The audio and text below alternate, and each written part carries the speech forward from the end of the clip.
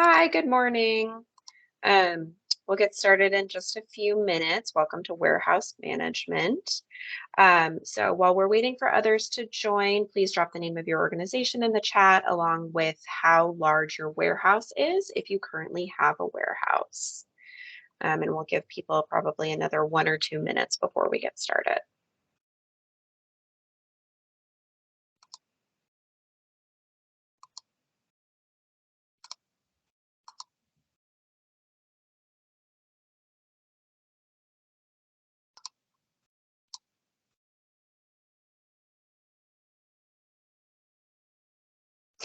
Thank you for saying afternoon, Justin. You are correct. It is afternoon for our participants since you both are on the East Coast. I'm thinking California time only.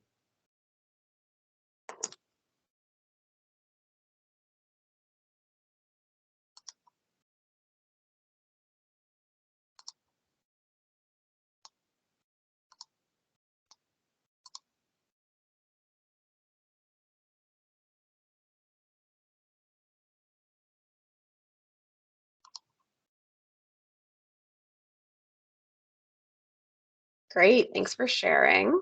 Yeah, I'm sure definitely from having spoken with you, Christian, I'm sure different partners have different warehouses and different access that they're utilizing.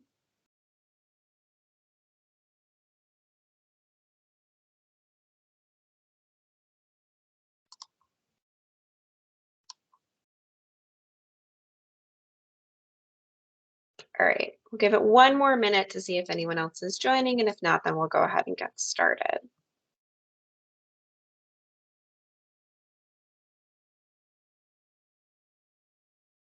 Great, thanks, Nafia. Hopefully you're traveling somewhere fun and not somewhere less desirable. So I'm hoping you're having a good trip while you're on the road.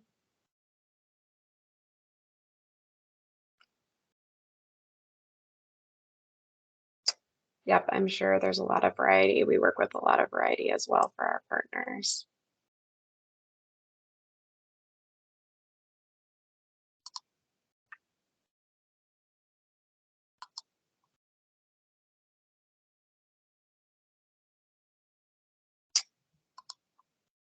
Great. Well, I think we'll go ahead and get started at this point. If anyone else joins, they can obviously hop in. So again, welcome to Warehouse Management. So I've met all three of you at this point, but just a reminder, I'm Jessica Hernandez, Director of Operations here at Supply Bank.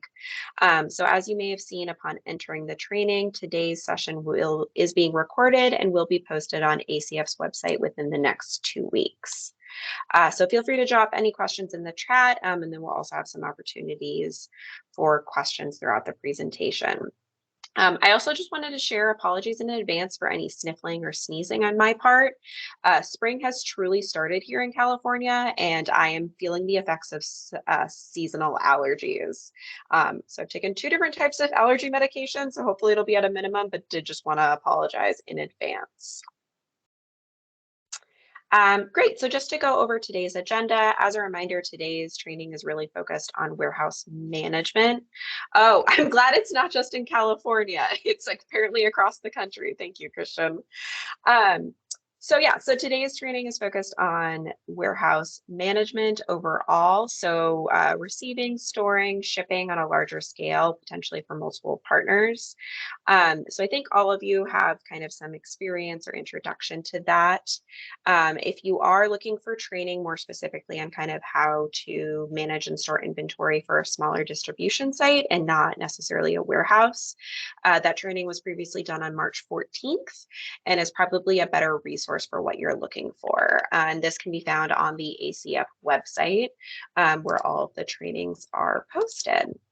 So today's agenda, we're going to go through using a third-party warehouse versus your own warehouse, understanding your space needs, inventory management, receiving orders, shipping orders, just some kind of general information on timeline and a final thought, and then finally open it up for discussion if there is any. So kicking it off, third-party warehouse versus your own warehouse. So third-party warehouse, this means, you yourself, you are not do not own your own warehouse and are contracting with someone else to actually utilize warehouse space and utilize their services. So kind of we'll run through the pros and cons of both option and talk a little bit about how you make a selection. So kind of some pros of third-party warehousing. Professional staffing. So by working with a third-party warehouse, you immediately have access to qualified staff to handle your materials. Additionally, any staffing shortages or labor issues are not your responsibility.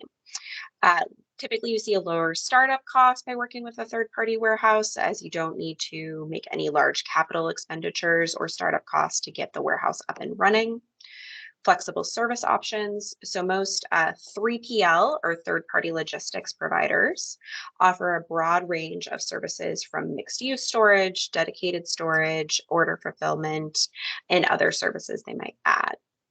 And then kind of finally, you'll likely have access to a network of warehouses. Most 3PL companies, again, that's third-party warehousing, own more than one warehouse. So generally in those situations, you are have access to potentially additional space, which will give your organization flexibility and peace of mind about growth. However, as there are always pros, there are definitely cons as well. So cons, typically it's shared space. So unless you're willing to pay additional, many 3PL providers focus on shared storage space. So what this means is that your product is not going to have a dedicated space in terms of this is where your items go, but instead you're going to be paying by the pallet in terms of for what you're storing month over month. Some do offer an option for dedicated space, but kind of on the flip side of that, that means you're going to be paying for space that you may not be utilizing. So it could potentially end up in a higher cost. Similarly, it does tend to be a higher cost over time. So while that initial startup cost is going to be lower, depending upon how long you need storage for, the cost can definitely add up and potentially ultimately end up running you more than investing in your own warehouse would have been. You have less control over your inventory. So while third-party warehousing and logistics have dedicated trained staff, they're not your staff. So while there's some pros of that, of not having to manage staffing needs and HR, it also means that you're relying on staff that are not yours to manage your products and provide responses in a timely manner. Additionally, you're likely one of many customers that they're dealing with. So during busy times, you may not receive answers as quickly. With that, with your own warehouse, you can kind of touch and see your items on a daily basis if needed. For security reasons, most, third-party providers are going to ask you to set an appointment before showing up at the facility, so you don't kind of have that immediate access to your products. Like I said earlier, they do have flexible service options. However, there is limits to that flexibility. Additionally, everything comes with a cost. So, you want some sort of massive project that's going to, add value to your organization. You're going to be charged for that and charged for kind of every detail that goes into that. And then finally, transparency and reputation. So any service delays or issues with products that are caused by your third-party partner are going to ultimately reflect on your organization, since you are the one choosing to contract with that third-party provider. And it'll be your responsibility to deal with those issues that may not have been caused by you, but ultimately caused by the partner that you're working with. So with that, kind of some pros and cons of your own warehouse. So, a pro of owning your own warehouse is flexibility. You can decide what the space looks like and how best it suits your needs. As long as your organization is able to come up with the investments for equipment and staff, kind of the sky's the limit in terms of what the setup can look like and the programmatic opportunities. So you're not really restricted by what a third party is capable of doing. Inventory control. You'll be able to have full control of your inventory with your own staff. So you're able to kind of see and manage your inventory on a daily basis if desired without going through a third party. Equity. So, owning property is additional equity for your organization to leverage for loans or other funding in the future. And then finally, volunteerism. It gives you a space to allow you to kind of host volunteer events, have volunteers come in and utilize that space for different opportunities. Most third-party providers are not going to allow you to do this. So it's definitely, an advantage to having your own space, and also helps to kind of promote your organization and create community. So some cons with owning your own warehouse. You're going to have higher startup costs. the need for capital investments, and just generally ongoing maintenance, all of that is obviously going to fall on your organization. Compared to the third-party provider, those types of items are likely not going to be at your expense. Time. So there's definitely more time in terms of getting your own warehouse set up, depending upon if you're taking an existing building or if you're building completely from the ground up. You could be looking from anywhere from 8 months to up to potentially 3 years if you're trying to build a building. On top of that, to get a realistic, fully operational warehouse up and running, you're going to need a trained staff, get your systems in place, and that can potentially be another few years to actually really get those systems properly in place and running and flowing smoothly. Another con, additional staffing needs. So you're actually responsible for everyone that's related to the warehouse. So you're responsible for hiring, training, workers' compensation, benefits, etc. And then finally, kind of a con is room for growth. So obviously, there's a pro in terms of having the space that you can do what you want with it. But a con with that is then, if you've made an investment, chosen a space based on your current needs, that space might not work for what your needs are in 5 years. And so you're kind of limited by the footprint that you're locked into. So unless your organization is able to invest in additional warehouse space or find another way in which to kind of increase what you already have access to.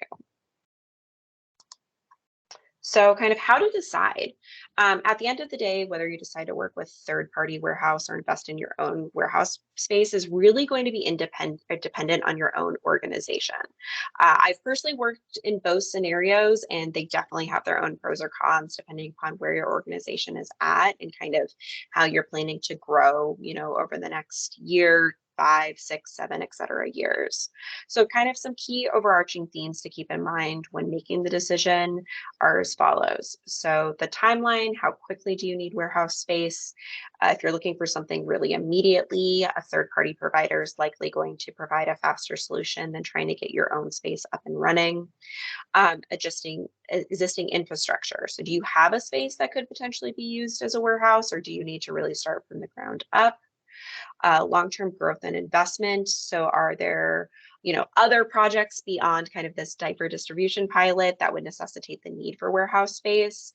So if you were to, develop your own warehouse space, does your organization have the capital to make the initial investment or the ability to raise the capital, are kind of big questions that need to be had. And then finally, organizational structure. Does it make sense within your organizational structure to develop a warehouse? So, beyond this diaper distribution pilot, does it make sense for you to actually be having warehouse space and being able to store products long term? Or is this kind of a one-off for your organization and maybe it doesn't make sense to be making that investment for your organization and to be looking at other opportunities? So kind of if you do decide to go the third party route, we do recommend kind of taking some of the following steps. So setting up tours with multiple warehouses in your area. This will kind of give you an idea of what the space looks like and how they're currently managing inventory. If a provider is not willing to give you a tour, that's kind of a red flag. Most 3PL providers require an appointment, like I mentioned, to visit, but not allowing a prospective client to visit is concerning. Why are you not allowing me in your space? What is your setup look like that you may not want, prospective customers in that space? Next, once you've completed some tours, you'll want to put out a request for quote or request for proposal. So asking at least 3 warehouses to kind of complete that step. This will allow you to compare their prices and their services. Next, asking for client references. So ask for at least 2 to 3 client references. This allows you to speak to current clients to kind of understand their experience working with the warehouse and how satisfied they are in general with the services that are being offered. And then finally, based off of the criteria you've outlined in your request for quote or request for proposal, the tours, the client references, you'll make your selection and enter into, a contract with the warehouse that's right for you. So a lot of 3PL providers will offer a kind of month-to-month option, but if you're willing to enter into a contract, you're likely to have better rates as you're able to kind of lock in a secured rate as opposed to allowing for some fluctuation with a month-to-month agreement. So, for the remainder of this presentation, we're really going to focus on what is needed to manage your own warehouse, but I did just kind of want to give an opportunity before moving on to see if there are any questions regarding third-party warehousing. So feel free to come off mute or drop those in the chat if there is anything at this time.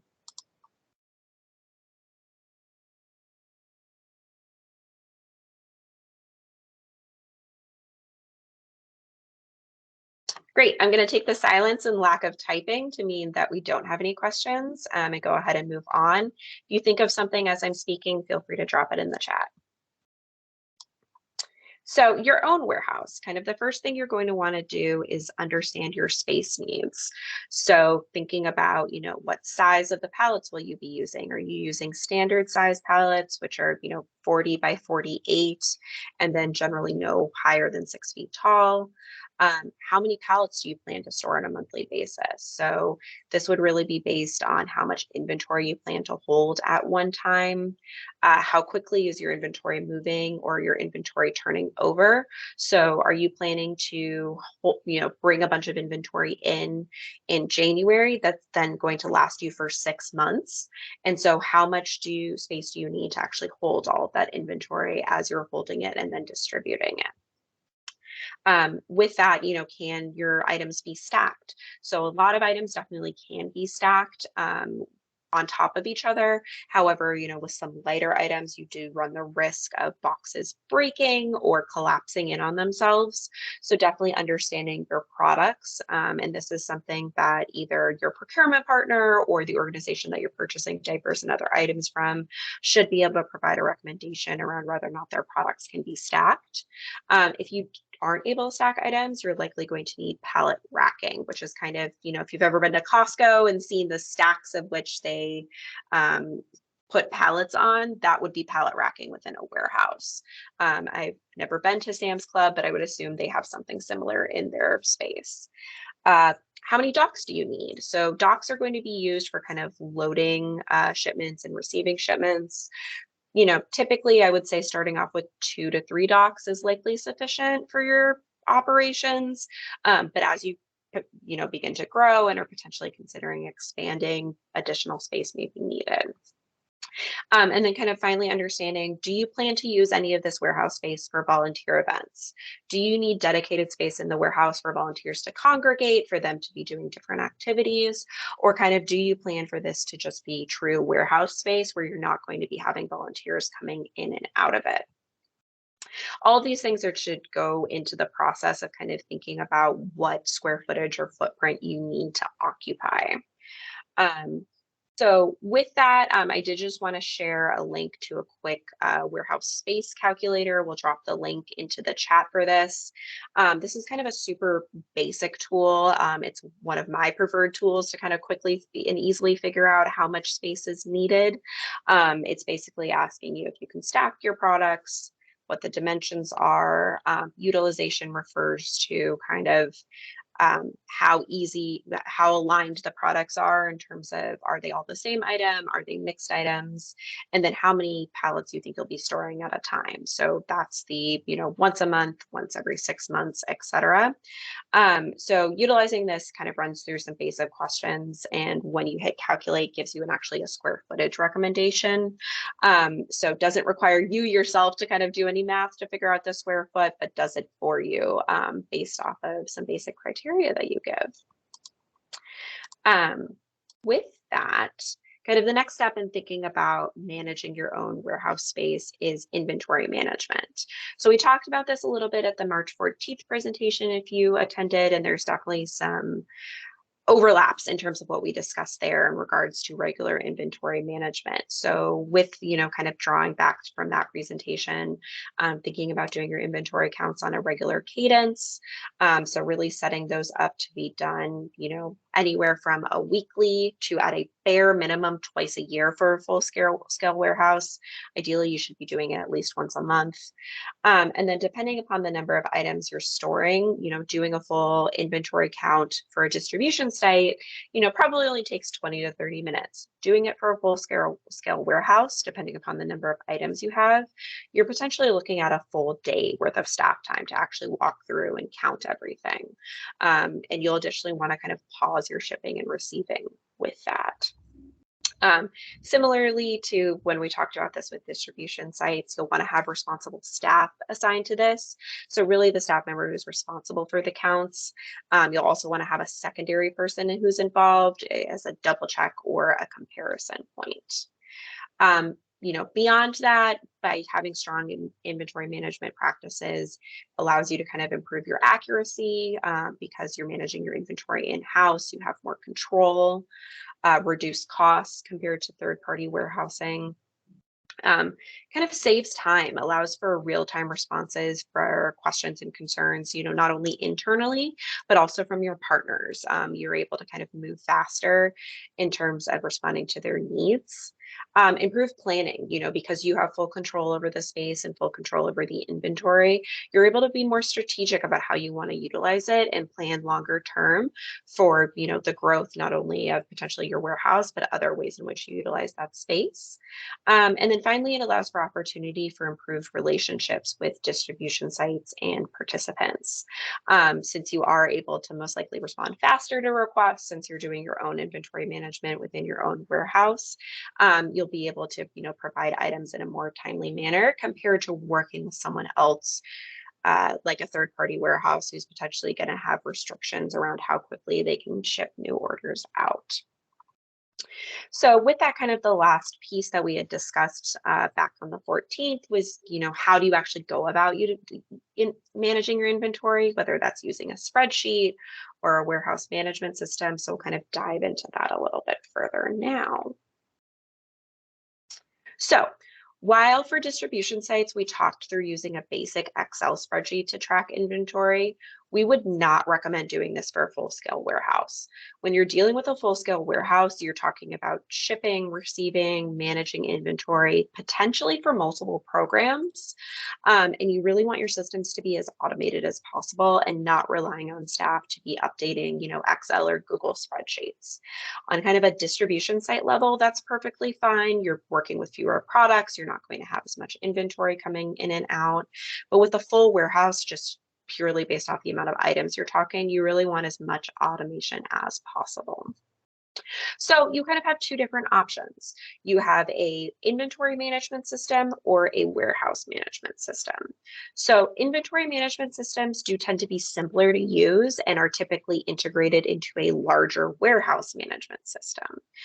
So depending upon the number of items you're dealing with and the complexity of your warehouse, most likely starting with an inventory management system is going to be best because this really focuses on inventory levels and showing available inventory, while a warehouse management system is more tracking the inventory location and movement, and really works better if you're talking about multiple storage locations. So, thinking back to when we were talking about third-party warehousing options, and I mentioned how a lot of them have multiple warehouses. Most of them are going to be using a warehouse management system because they're potentially going to be moving inventory from throughout different locations to meet the needs of their partners. In the situation of owning your own warehouse, particularly given the size and scope of most of your organizations, you're likely only going to have one warehouse space. And with that, having a full warehouse management system is going to be a larger investment and potentially, overkill for what you're trying to do. So really thinking about an inventory management system, it might be the best course of action. Within both of these systems, you can also kind of build out automation to help determine reordering points. So if you're, in addition to having a warehouse, if you're also doing your own procurement, you can kind of set these systems up to help you understand, okay, we're starting to get low on our size 2 diapers. It's potentially time to reorder. And so it allows you to kind of have that automated reminder as opposed to you yourself having to constantly check your inventory levels. So moving on, we're going to kind of talk a little bit about shipping and receiving. So shipping is the process of having your orders actually leave your warehouse. So deliveries could be made by your staff if you have trucks and capacity and are willing to make that investment, or you might be working with a third-party delivery partner. So in order to properly prepare shipments, you really want to consider the following factors. So having responsible staff. So I think I've said this quite a few times, and it's really a key theme throughout our topics, is making sure that you have responsible, dedicated staff who are, the ones preparing shipments and are going to set you up for success. So as opposed to, if you have 4 warehouse staff members and kind of having them rotate through who's doing this is not likely going to set you the best up for success. And you want to make sure that there's really one staff member who's kind of focused on this, or maybe 2. Timeline. Being realistic with your timeline. You can't expect your staff to prepare 30 orders for shipment in one day. So you want to make sure that they have enough time to properly prepare those shipments, and then also communicate that to your partners in terms of, how long it's going to take to get shipments ready to then, have them shipped to distribution sites, or to have families come to pick up product, depending upon your model. Quantity. You want to make sure that you're clearly outlining for your staff what items they're getting ready for shipment and in what quantities they're getting them ready. This really helps eliminate errors and, making this as basic as possible in terms of, not overcomplicating it, and just really saying things like, size small diapers, 4 cases, just really keeping it to a bare minimum to make sure it's clear and concise.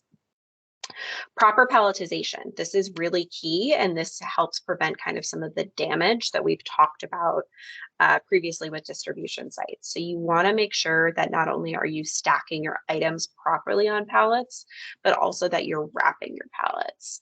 So with stacking them properly, you want to make sure that you're kind of doing alternating layers to really kind of help lock and secure the pallet, and additionally tightly wrapping the items to make sure that there's not going to be any movement during transportation.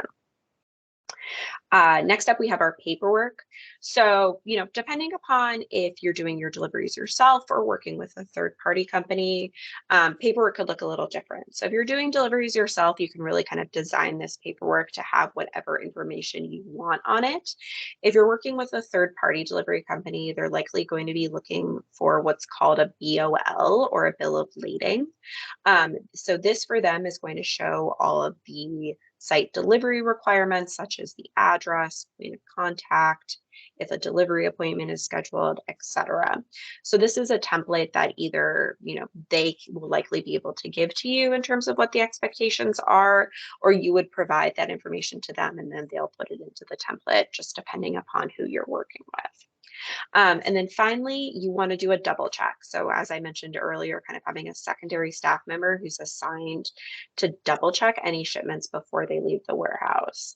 This can be as quick as just kind of doing a general case count to make sure, okay, if I'm supposed to have 50 cases leaving, do I have 50? And then, potentially diving in a little bit deeper, or just doing a general once over to make sure that you're being as accurate as possible in getting the product that's needed out to sites. So kind of on the flip side, receiving orders. So receiving is the process of which you have product delivered to you. So this is going to be when your procurement partner or your vendor, depending upon, where you sit in the supply chain, so to speak, for the diaper distribution pilot, is actually delivering product to you. So kind of first thing you want to think about is optimizing your receiving space. Most inventory errors kind of occur during receiving. So you really want to make sure that your dock is clear and efficient and well set up for receiving. So you also want to have processes in place that demand accuracy. So you want to be using, tools if possible, such as, tablets or barcode scanners to allow you to kind of scan items in, working with that inventory management system we talked about, as opposed to kind of relying on staff to count. Similarly, looking at real-time inventory tracking. So this is another example of which we're having an inventory management system versus spreadsheets is really going to benefit view. It's going to allow you in real time to see where your inventory is at, real time see what products are coming in, and being able to, quickly understand whether or not you're receiving everything that you should be receiving. Um, Once again, responsible staff. So prior to receiving any deliveries, it's really important to determine who's responsible for actually receiving the delivery. So depending upon the size of your delivery and the storage capabilities, multiple staff members might be needed to help put the delivery away. If you're talking about a full truckload of diapers, so 24 to 26 pallets, that's a lot of inventory. And that's, maybe too much for one person to be dealing with. So you'll, potentially have 2 or 3 people working on receiving that. But you want to make sure there's kind of a designated point person for the process in terms of, being the overall organizer and also being the person who's really responsible for the quantity and accuracy. Um, so once the product actually arrives to your warehouse, you want to make sure not only that you received the correct product, but you also received the correct quantity. So this can kind of be done by visually comparing the product received to the purchase order or whatever other record your inventory management system is utilizing. So you always want to verify against the actual product. So the product that is in front of you on the pallets that is coming off a truck, as opposed to just looking at the paperwork that a shipper or a delivery partner is giving you. We're humans, we make mistakes, and someone puts an order into a system, and the order in the system might be accurate. The actual physical product in front of you has likely been put on that pallet by another human being who could have potentially made a mistake and put the wrong amount of product on that pallet. So you really want to make sure that you're actually verifying what product you see in front of you and not just looking at the paperwork and saying, yes, this is good to go. You can, for a double check after verifying against the actual product, verify against the paperwork, but you really don't want to do that as your only form of receiving. It's just going to set you up kind of for failure and lead for opportunities for errors. Next, while you're kind of doing that quantity and accuracy check, thinking about damage and quality control. So looking for any damage, looking for any issues, like we'd kind of talked about with distribution sites, a small amount of damage may be normal or acceptable. But if products are arriving completely crushed or damaged, you're having open boxes or any sort of those issues, we really would encourage you to reject the delivery in full and make sure to immediately communicate that to the appropriate partner.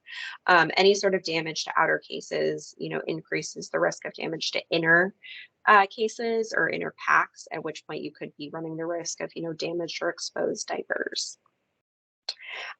Finally, logging and storing the product. So this is kind of the final step in the process. So logging it is taking the paperwork that the delivery driver is providing you, making sure that you're, logging the inventory appropriately in your system, also scanning that paperwork if you need a hard copy of that record. And then finally, putting that product away in its designated spot. There is a potential that you might be getting emailed copies of this paperwork. So, if you're doing that, you don't necessarily need to scan it, but we would recommend scanning and saving this with any other documents related to the diaper distribution pilot and potentially in any other inventory storage systems you may have, just making sure that you kind of have it with your other inventory, but then also related to this project. And so, with that, obviously, once you've kind of done all of these steps, making sure that everything's logged appropriately in your systems, and that at this point, once you've fully received it, you're then at that point able to turn around and start distributing or shipping that product out to distribution sites or passing it out to families or other partners that may be coming to pick product up. So from our conversation earlier, it seems like all of you may not have your own warehouses and may just be kind of here to learn a little bit more. But I did just want to ask if anyone on the call has experience with warehouse shipping and receiving. And if you did, maybe would be interested in sharing a little bit about your experience. Also completely fine if the answer is no, but wanted to give that space if anyone does have that experience.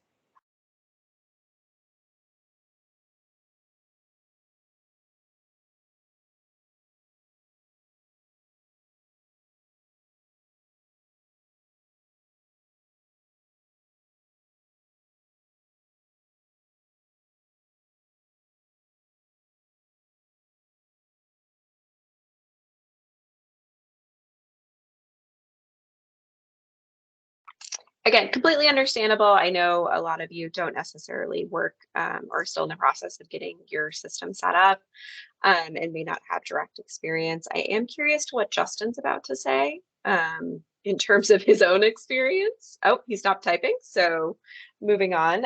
But yeah, Justin, if you have anything you'd like to add, feel free to jump in as well from your perspective within our organization. So kind of just one thing about timeline and a final thought. So whether you're launching your own warehouse or working with a third party, this is not a fast process. So depending upon your organization, this could take anywhere from 8 months to 5 years to set up. So with kind of doing this, whether you're looking at your own warehouse or a third party, this is to be seen as kind of a long-term investment for your organization and your organization's ability to potentially provide diapers and other resources to the community. So kind of taking your first steps today towards building out a warehouse or, starting to look at third-party options may not have necessarily an immediate impact on this 2-year diaper pilot, but will allow you to kind of support your operations as your program continues to grow and shows continued investment in this work. So with that, did just want to open it up for any discussion, questions that you all might have. I know this was a lot of information, potentially a lot of new information for some of you on the call. So yeah, feel free to come off mute or drop questions in the chat. Additionally, if are looking for kind of some one-on-one time, feel free to reach out to Christian Browning from our team. She wasn't able to be here today, but Justin will drop her email in the chat. And so if you reach out to her directly, she can set up a time for us to kind of talk through any questions or concerns you might have. So as mentioned at the beginning, this has been recorded and will be available along with the slideshow on HCF's website within the next 2 weeks. So Justin and myself will be around for a little bit if anyone has any questions or comments. But if not, thank you all so much for your participation today and have a great rest of your day.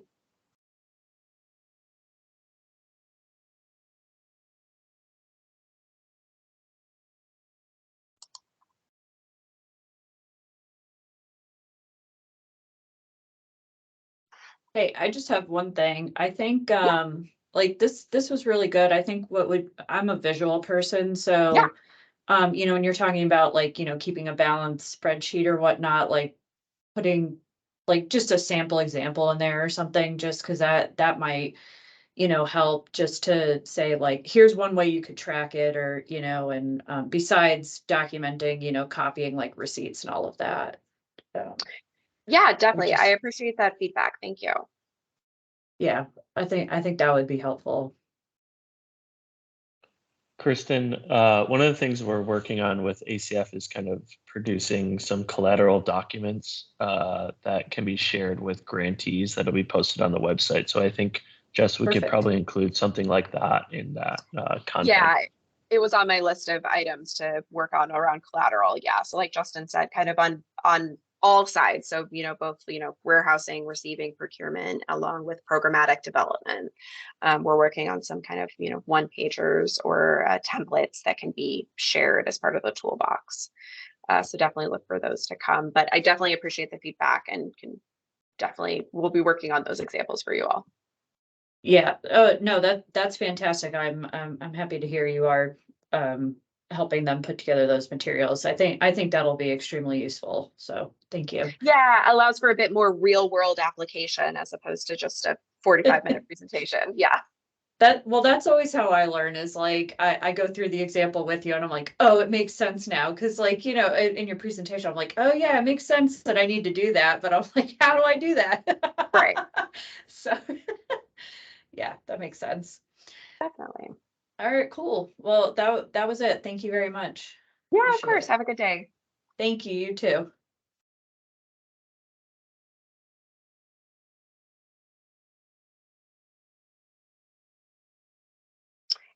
Oh, Cheryl just left. April, did you have any questions for us or just still hanging out?